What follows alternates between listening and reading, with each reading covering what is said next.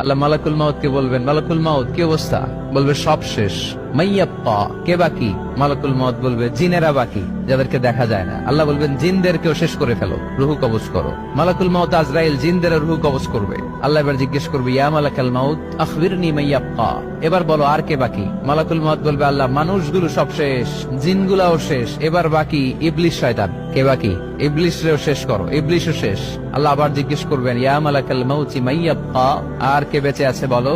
মালাকুল মাউত বলবে, আল্লাহ আপনার কথা অনুযায়ী পৃথিবীর সব মানুষের রুহ কবজ করলাম, সব জিনদের রুহ কবজ করলাম, ইবলিসের রুহ কবজ করলাম, এখন আছে শুধু ফেরেশতা। আছে কারা? যাও ফেরেশতাদের রুহ কবজ করো। ফেরেশতাদের রুহ কবজ হয়ে যাবে। এবার আল্লাহ জিজ্ঞেস করবেন, ইয়া মালাকাল মাউত আখবিরনি মাইয়াব্বা।